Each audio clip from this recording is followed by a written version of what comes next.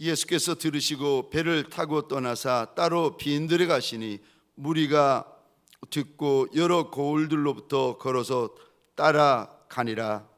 예수께서 나오사 큰 무리를 보시고 불쌍히 여기사 그 중에 있는 병자를 고쳐 주시니라. 저녁이 되매 제자들이 나와 이르되 이곳은 빈들이요 때도 이미 저물었으니 무리를 보내어 마을에 들어가 먹을 것을 사 먹게 하소서. 예수께서 이르시되 갈 것 없다. 너희가 먹을 것을 주라.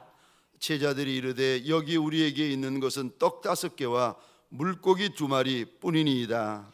이르시되 그것을 내게 가져오라 하시고 무리를 명하여 잔디 위에 앉히시고 떡 5개와 물고기 2마리를 가지사 하늘을 우러러 축사하시고 떡을 떼어 제자들에게 주시매 제자들이 무리에게 주니 다 배불리 먹고 남은 조각을 12바구니에 차게 거두었으며 함께 읽겠습니다. 먹은 사람은 여자와 어린이 외에 5,000명이나 되었더라. 아멘. 우리 좌우로 인사하도록 하겠습니다. 잘 오셨습니다. 다시 한번 인사하도록 하겠습니다. 은혜 받읍시다. 아멘. 오늘 본문 말씀을 중심으로 광야의 잔치라는 제목을 가지고 여러분과 함께 은혜를 나누고자 합니다. 오병이어의 기적이 일어난 장소가 어디냐? 오늘 본문에 보니까 빈들이라고 말하고 있습니다. 빈들은 광야를 가리킵니다. 제가 제목을 광야의 잔치라고 했는데 광야와 잔치는 어울리는 단어가 아닙니다. 왜 그러냐면 광야는 잔치가 벌어질 수 있는 그런 장소가 아니기 때문에 그렇습니다. 그런데 오늘 예수님으로 인해서 물고기 2마리와 보리떡 5개를 가지고 5,000명이 먹고도 남는 실제로 광야의 잔치가 벌어졌습니다. 우리가 이 광야 같은 세상을 지나가는데 우리가 예수님을 믿는 믿음으로 어떻게 이 광야 같은 세상에서 잔치 같은 은혜를 맛보며 살아갈 수 있을까? 오늘 이 밤에 크게 4가지로 나누어서 말씀을 드리고자 합니다. 첫 번째로 광야 같은 세상에서 정말 주님의 은혜를 받고 살려면 주님을 따라가야 합니다. 오늘 13절에 보면은 예수께서 들으시고 배를 타고 떠나사 따로 빈들에 가시니 무리가 듣고 여러 고을로부터 걸어서 따라간지라. 예수님께서 배를 타고 갈릴리 호수를 가로질러 가셨습니다. 그런데 오늘 본문과 병행 본문인 마가복음 6장 31절에 보면은 왜 예수님께서 이 갈릴리 호수를 가로질러 갔는지가 나옵니다. 이르시되 너희는 따로 한적한 곳에 가서 잠깐 쉬어라 하시니 이는 오고 가는 사람이 많아 음식 먹을 겨를도 없음이라. 너무 많은 사람들이 따라오니까 이 음식을 먹을 시간도 안 줍니다. 그래서 일단 이들을 따돌리고 예수님 일행이 좀 쉬기 위해서 이 갈릴리 호수를 가로질러 건너가게 된 것입니다. 그런데 오늘 13절에 보면은 예수께서 들으시고 배를 타고 떠나서 따로 빈들에 가시니 무리가 듣고 여러 고을로부터 걸어서 따라간지라. 오늘 본문에는 예수님께서 갈릴리 호수를 가로질러 가는데 여러 고을로부터 사람들이 따라온 것으로만 되어 있습니다. 그런데 마가복음 병행 본문에 보면은 고을로부터 도보로 달려와 그들보다 먼저 갔더라. 마가복음 6장 33절에는 이 무리들이 먼저 예수님 일행보다 먼저 도착해서 기다리고 있는 모습을 기록하고 있습니다. 갈릴리 호수 전체 둘레가 약 53km 정도 됩니다. 남북의 길이가 21km, 그 다음에 동서의 길이가 약 12km 정도 됩니다. 그러니까 동서로 가로질러 갔어요. 약 12km 정도를 가로질러 갔는데 그것도 도보로 달려와서 먼저 왔다 그랬어요. 그러니까 수학적으로 계산을 해봐도 근 2배에 해당되는 거리입니다. 배로 가는 것이 빠르겠습니까? 걸어가는 것이 빠르겠습니까? 걸어가는 것이 훨씬 늦죠.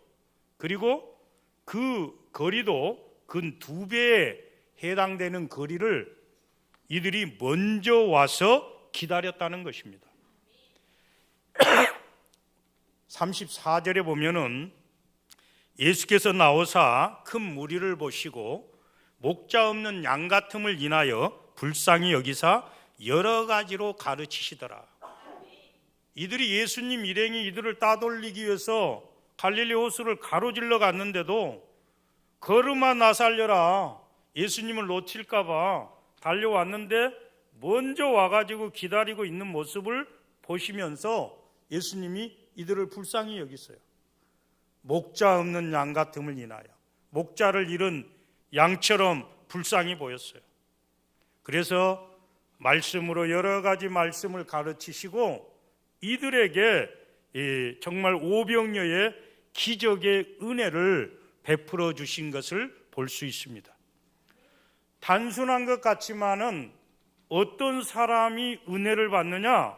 주님을 따라가는 사람이 은혜를 받습니다. 제가 이 수수께끼 하나 낼게요. 한번 알아맞혀 보십시오. 제가 준비를 했으면 선물을 준비해 가지고 나눠주고 싶은데 속담인데 기는 놈 위에 뛰는 놈이 있다 그러죠. 기는 놈 위에 뛰는 놈 있고 뛰는 놈 위에 나는 놈이 있어요. 그러면 나는 놈 위에 어떤 놈이 있을까요? 한번 알아맞혀 보십시오. 나는 놈 위에. 그렇죠. 나는 놈 위에 붙어가는 놈이 있습니다. 왜 붙어가는 놈이 있을까요? 비행기가 날아가는데 가만히 앉아가지고 목적지에 도착합니다. 그 붙어가는 놈이 능력자예요. 제가 우리 교회에서도 그럽니다. 별 말썽을 다 불려도 그냥 붙어만 가라고. 붙어만 가다 보면 하나님이 때가 되면 은혜를 주실 거라고. 그러니까 붙어가는 놈이 진짜 능력자입니다. 뭐 삶이 흔들리고 아무리 힘들어도 죽으나 사나 주님을 따라가다 보면 주님이 은혜를 주십니다. 할렐루야.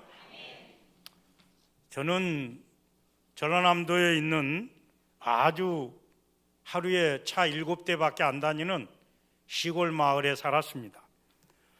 그것도 나병 환자촌과 공동묘지 사이에 있는 빈민가에서 살았습니다. 세상에 다 피하는 곳이 나병 환자촌입니다. 그리고 또 다 피하는 것이 뭐예요? 공동묘지입니다. 얼마나 살기가 힘들었으면 나병 환자촌과 공동묘지 사이에 자리 잡은 빈민가에서 저는 고등학교 때까지 거기서 살았습니다.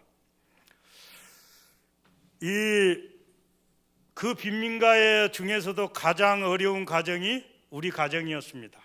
그 시골 그 한켠에 땅 한 평이 없었습니다. 시골에 살았지만은 땅이 없으니까 저는 농사를 지어본 경험이 없습니다.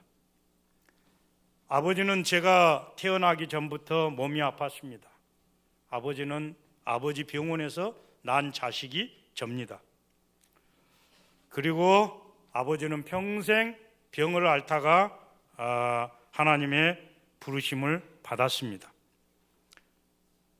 초등학교 6학년 때 이제 중학교를 진학해야 되는데 선생님이 저를 불렀습니다.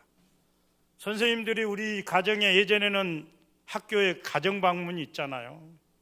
가정방문 와가지고 울고 가지 않는 선생님이 단 한 분도 없었어요. 우리 가정에 와가지고 너무 비참하니까 울고 가지 않는 선생님이 아무도 없었습니다. 근데 선생님이 어렵게 이야기를 꺼냅니다. 공부 잘하지만 너희 집 형편에 어떻게 학교를 다니겠느냐. 그러니까 낮에는 트랜지스터 라디오를 만들고 다행히 이 공장에서 공부를 시켜준다 그러니까 공부해가지고 공부 잘하니까 이 고등국민학 이제 이 검정고시 봐서 고등학교도 가고 중학교도 마치고 고등학교도 이렇게 가라. 선생님 엄마한테 가서 물어보고 와라. 월요일 날 이야기했어요. 토요일까지 어머니 데리고 와서 대답해 달라는 거예요. 선생님도 굉장히 미안해하면서 저에게 이야기를 합니다. 선생님이 물론 저를 위해서 하는 이야기인 줄 알지만 어린 나지만은 굉장히 그 좌절감이 느껴졌습니다. 근데 문제는 더 큽니다. 이것을 어린 나이지만 엄마한테 가서 이야기하면 엄마가 상처받을 것 같아요. 그래서 이야기를 못 하겠어요. 월요일 지났어요. 화요일 지났어요. 수요일 지났어요. 토요일까지 모시고 와라 그랬는데 목요일이 됐는데도 내가 어머니한테 이야기를 못 꺼냈어요. 근데 금요일이 됐어요. 타이밍이 참 좋아요. 금요일 날은 구역예배 드리러 가는 날입니다. 우리는 일단 공동묘지와 이 나병환자촌 사이에 살기 때문에 사람들이 사는 곳까지 가려면 보통 한 3, 4km를 내려가야 돼요. 그렇게 가서 구역예배를 드립니다. 밤에. 그런데 우리 어머니가 구역예배 드릴 때 우리 형제들을 다 데리고 갑니다. 캄캄한 밤길을. 근데 그때는 우리 어머니가 기분이 좋아요. 기분 좋을 때 이야기할 수 있는 기회가 온 거야. 그래서 어머니께 어렵게 이야기를 꺼냈어요. 그랬더니 어머니가 전혀 당황하지 않고 저는 평생 그것이 힘이 됐어요. 어머니가 전혀 당황하지 않고 저에게 이렇게 이야기해 줬어요. 태일아, 내 말을 잘 들어라. 나는 딸만 셋을 낳다가 하나님께 기도해서 아들을 주면 사무엘처럼 하나님을 위해 살아가도록 하겠다고 약속을 하고 얻은 아들이 너다. 우리 집이 너무 가난하고 아버지는 아프고 우리가 힘들지만은 기도해서 얻은 아들이기 때문에 하나님이 반드시 지켜주실 것이다. 그리고 내가 기도한 것이 있다. 목사도 되고 교수도 시켜달라고 기도한다. 그래서 내가 볼 때는 그건 묘연한 이야기예요. 지금 중학교도 못 가게 생겼는데 우리 어머니가 참 욕심이 많다. 무슨 목사 되기도 힘든데 교수까지 어떻게 이거 가능한 이야기를 하느냐, 그런 생각이 들었어요. 근데 우리 어머니가 또 그 다음 이야기를 합니다. 죽으나 사나 주님을 따라가야 된다. 죽으나 사나 주님을 따라가야 한다. 우리가 의지할 것이 뭐 있냐? 아무것도 없지 않냐? 죽으나 사나 주님을 따라가야 된다. 그러면 주님이 너를 불쌍히 여겨주실 것이다. 그것이 제 내리에 바뀌었어요.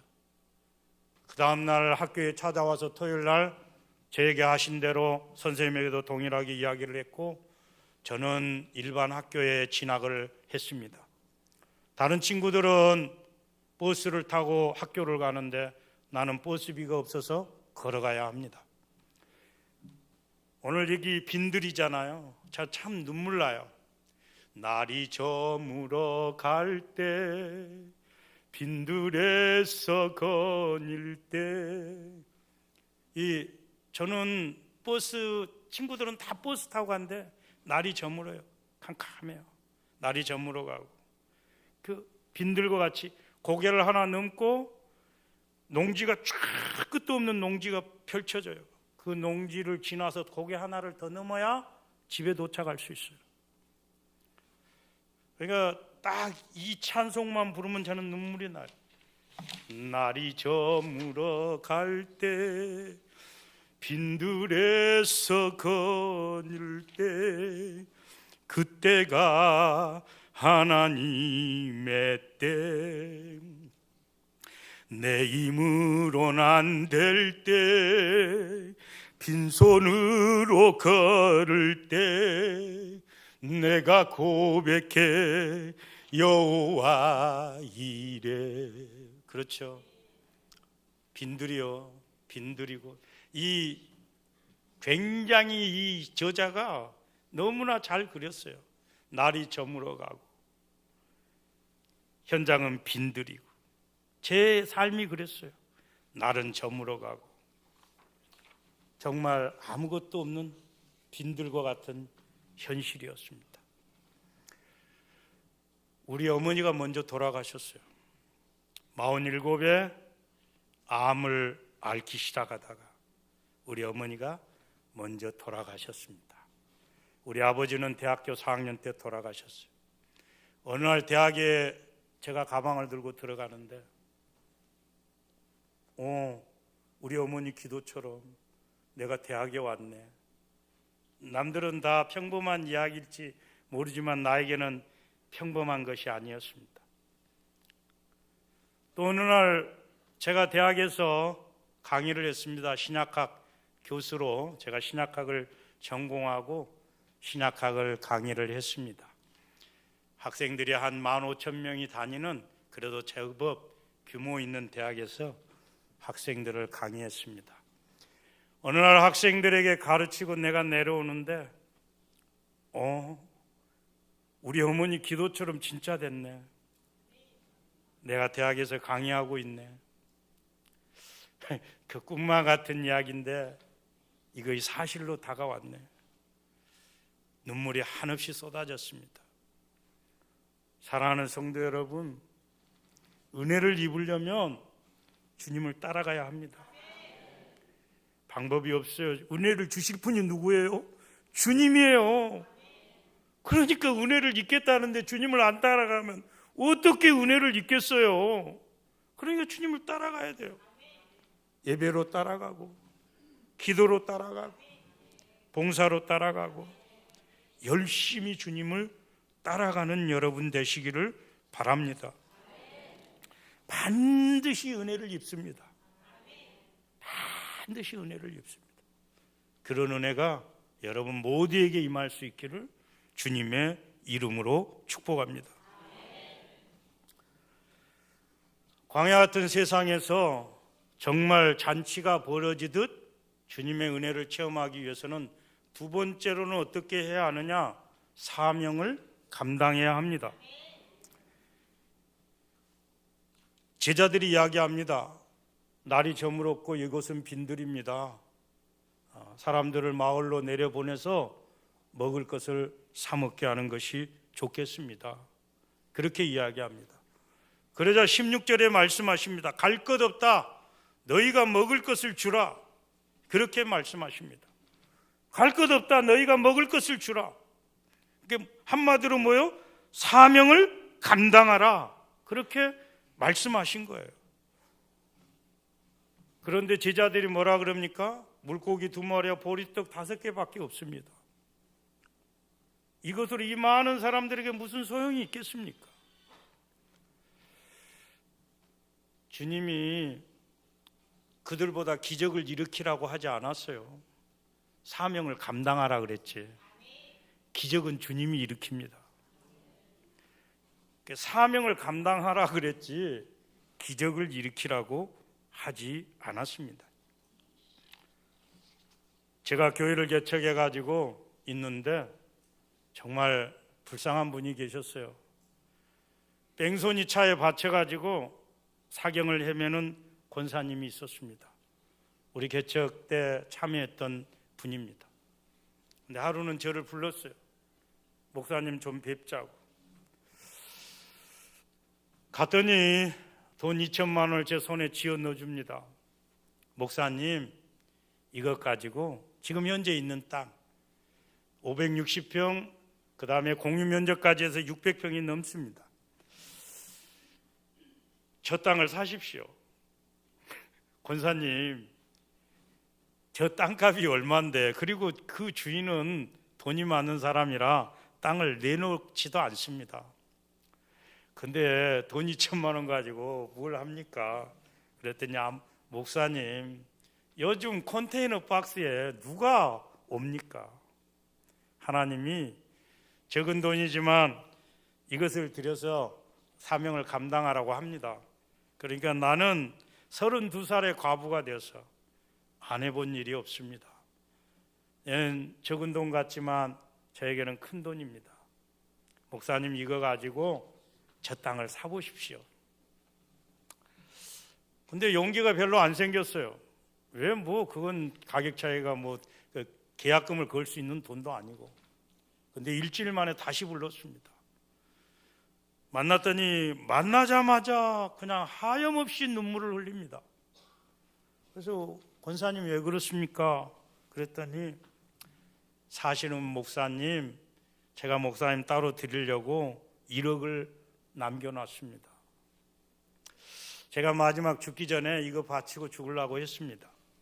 근데 제가 이거 사경을 헤매다 보니까 또 수술해야 된다니까 자녀들이 앉아가지고 우리 어머니 비싼 어머니다. 이번에 수술을 시켜야 되느냐 말아야 되느냐, 어차피 죽을 텐데 어떻게 해야 되느냐, 서로 자녀들끼리 이야기를 나누는데 제가 남들이 다 보내는 대학을 한 명도 못 보냈습니다. 그중에 큰아들은 장애인입니다. 근데 어머니의 정을 눌러야 되는데 누르지 못하고 이 1억을 자녀들에게 풀어버렸습니다. 정말 목사님 죄송합니다. 내가 마지막 그것까지도 누르고 이걸 교회에다 드려야 되는데 그러지 못하고 자녀들한테 엄마의 정을 이기지 못하고 자녀들에게 줘버렸습니다. 권사님도 울고 저도 울었습니다. 근데 저에게 돈 2천만 원, 아니 2억, 20억, 200억 가지고도 바꿀 수 없는 힘이 생겼습니다. 그리고 믿음이 생겼어요. 주님이 하신다. 시간이 없기 때문에 말할 수 없지만 기적 같은 일이 연이어서 일어났습니다. 그리고 우리는 그곳에 예배당을 세울 수가 있었습니다. 32살에 과부가 되고 가진 것도 없고 남들이 다 보내는 대학에 자녀들을 한 명도 못 보내고, 그리고 큰아들은 장애인이고, 그리고 우리가 땅을 사고 얼마 되지 않아서 그 권사님은 하나님의 부르심을 받았습니다. 우리가 채 교회를 짓는 모습도 보지 못한 채 하나님의 부르심을 받았습니다. 하지만 이 연약한 권사님 한 사람이 사명을 감당하니까 하나님이 우리 교회 말 그대로 오병이어의 기적을 베풀어 주셨습니다. 사랑하는 성도 여러분, 기적은 주님이 일으킵니다. 우리는 사명을 감당할 뿐입니다. 나를 써주신 것 감사하고 믿음을 가지고 나아가면 일은 어차피 주님이 하십니다. 그래서 사명을 감당하는 저와 여러분 될 수 있기를 주님의 이름으로 축복합니다. 세 번째로, 광야 같은 세상에서 잔치가 벌어지는 놀라운 주님의 은혜를 체험하기 위해서는 순종을 해야 합니다. 19절에 보면 무리를 명하여 잔디에 앉게 하시고 떡 5개와 물고기 2마리를 가지사 하늘을 축사하시고 하늘을 우러러 축사하시고 떡을 떼어 제자들에게 주시매 제자들이 무리에게 주니. 마가복음 병행 본문에 보면은 제자들에게 명하사 그 모든 사람으로 때를 지어 푸른 잔디에 앉게 하시니 때로 100명씩 또는 50명씩 앉은지라, 그렇게 되어 있어요. 그러니까 일단 제자들에게 먹을 대용으로 앉히라 그런 거예요. 그러니까 50명씩 100명씩 앉혔어요. 그리고 막 하늘에서 먹을 것이 확 쏟아져 갖고 나눠준 것이 아니라 우리 주님이 기도하고 제자들에게 주고 제자들은 무리들에게 나눠줬어요. 그렇게 해서 먹이셨습니다. 우리 같으면 어떨 것 같아요? 주님, 물고기 2마리와 보리떡 5개밖에 없습니다. 사람들을 먹을 대용으로 앉히라 그러면 기대를 할 건데 어떻게 하시려고 그럽니까? 제가 교회를 지겠다고 하니까 우리 장로님이 하신 말씀, 외부에서 왔다가 얼마 안 있어서 다시 가셨는데 우세서 할 것 같아서 교회 못 다니겠대요. 그래서 우리 아내는 서울 사람이라 우세서 하는 게 뭐냐요. 전라도 사람들은 알 거예요. 비웃음거리밖에 안 된다 이 말이에요. 비웃음거리밖에. 우리 아내가 몰라서 다행이지. 그래서 우세 산다고. 그렇죠. 우리 같으면 우세 사서 이 사람들 다 앉혀놓고 먹을 것도 보리떡 5개, 불고기 2마리밖에 없는데 주님 어떻게 하시려고 앉히라 그럽니까? 못하겠습니다. 이랬을 거예요. 그냥 왕창 쏟아놓고 야 먹을 건 나눠주라고 하면 신나게 나눠줬겠죠. 그렇게 나눠주지 않았어요. 그러나 제자들은 50명씩 100명씩 먹을 대용으로 앉혔습니다. 그리고 주님이 주신 떡을 나눠서 갖다 줬습니다. 그랬더니 5,000명이 남고 먹고도 12광주리에 남았습니다. 주님은 순종이라는 통로를 통해서 일하십니다. 아무리 진리의 말씀이라도 순종하지 않는 사람은 그것이 내 것이 안 됩니다. 말씀은 진리예요. 하지만 그 진리가 내 것이 되려면 순종을 해야 합니다. 그러니까 주님은 순종이라는 통로를 통해서 일을 하십니다. 광야 같은 세상에서 우리가 현실만 바라볼 것이 아니라 하나님의 말씀이 진리입니다. 그 말씀에 순종하는 여러분 되시기를 바랍니다. 그럴 때 광야 같은 세상에서 주님의 은혜로 정말 놀랍게 먹고도 남음이 있는 귀한 은혜가 저야 여러분에게 있기를 주님의 이름으로 축복합니다. 마지막으로는 정말 광야 같은 세상에서 주님의 놀라운 은혜를 체험하기 위해서는 어떻게 해야 하느냐? 감사해야 합니다. 19절에 보면 떡 5개와 물고기 2마리를 가지고 하늘을 우러러 축사하시고 그랬는데, 하늘을 우러러 축사하셨다는 말은 하늘을 우러러 감사 기도를 드렸다 이런 말입니다. 그래서 세번역 성경에 보면 하늘을 우러러 감사 기도를 드린 후에 이렇게 기록이 되어 있고, 그 다음 공동번역 성경에는 하늘을 우러러 감사 기도를 드리신 다음에 이렇게 되어 있습니다. 그런데 물고기 2마리와 보리떡 5개는 불평의 조건은 될 수 있을지 몰라도 5,000명, 대상이 5,000명이에요. 5,000명이라는 대상 앞에 불평의 조건은 될 수 있어도 감사의 조건은 될 수 있는 양이 아닙니다.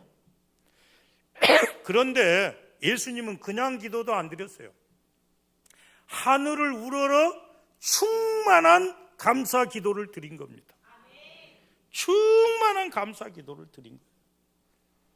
그리고 나눠줬더니 5,000명이 먹고도 남는 역사가 일어난 겁니다. 할렐루야. 저도 마찬가지. 이제 설교하다가 나오겠습니다마는 우울증의 공황장애 시달리면서 그런 나를 통해서 컨테이너 박스 2개 붙여놨지만 내가 불평하고 원망하는 것이 아니라 세상에 얼마나 많은 목회자도 있고 얼마나 많은 사람이 있는데 나같이 병든 자를 불러가지고 하나님이 쓰시겠다고 하니까 기가 막힌 일이에요. 이것이 기가 막힌 일이에요. 그래서 감사했어요. 하나님, 건강한 사람도 많이 있고 잘 나가는 사람도 많이 있고 돈 있는 사람도 많이 있는데 나같이 병들고 가만히 있기도 힘들고 불안 지수가 너무너무 올라와서 강시처럼 뛰고 있는 이런 사람을 어쩌자고 쓰시자고 나를 불러서 쓰십니까? 감사합니다, 하나님. 그러니까 주님이 은혜를 주시더라고요. 한량없는 은혜를 줍니다. 이루 표현할 수 없는, 무엇으로 바꿀 수 없는 은혜를 주시더라고요. 그러니까요, 걱정이 사라집니다. 근심이 사라집니다. 하나님이 일하기 시작하더라. 놀랍게 일을. 그래 하나님이 채워주시는 은혜들을 맛볼 수 있었어요. 제가 교회를 지면서 약속한 것이 있어요. 아까 우수에 산다 그러니까 제가 건축을 다 마칠 때까지 절대로 건축 헌금을 내란 일 없을 것입니다. 나는 하나님을 믿고 가지 여러분을 믿고 가지 않습니다. 그래서 지금까지 우리 교회는 건축 헌금 광고를 해본 적이 없습니다. 건축을 하는 교회치고 가장 적게 나오는 헌금이 건축 헌금입니다.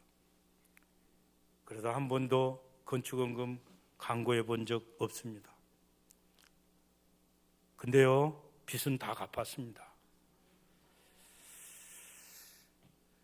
몇십억을 썼습니다. 빚을 다 갚았어요. 제가 봐도 어떻게 갚았는지 모르겠어요. 그냥 주님이 하셨다는 말 외에는 설명이 안 됩니다. 설명이 안 돼요. 사랑하는 성도 여러분, 감사하시기 바랍니다. 불평하지 말고 우리가 예수 믿어서 구원받은 사람이 됐다는 거 이 하나만 갖고도 평생을 감사해도 감사하지 못합니다. 저는 그 빈민가에서 저하고 자란 동료들 거의 다 그 힘든 청소년기를 못 넘기고 절반이 다 자살했어요. 그 어려운 환경이다 보니까 절반이 다 자살. 어쩌자고 나를 살려가지고 여기까지 불러가지고 하나님이 은혜를 주시고 자다가도 일어나서 우리 교회 십자가 2개가 세워졌어요. 교육관에 하나, 본당에 하나. 보면 너무 흐뭇합니다. 뭐라고 설명이 안 돼요. 내가 죽어도 저 교회는 서 있을 거고 사람들이 와서 예배를 드리고 하나님을 찬양할 것이다. 나 같은 사람 불러서 써주신 주님 감사합니다. 너무너무 감사합니다. 자다가도 일어나서 십자가를 보며 감사합니다. 사랑하는 성도 여러분, 여러분이 힘듭니까? 어렵습니까? 5,000명 아래 물고기 2마리와 보리떡 5개밖에 없는 것 같이 너무너무 내 삶이 절망적입니까?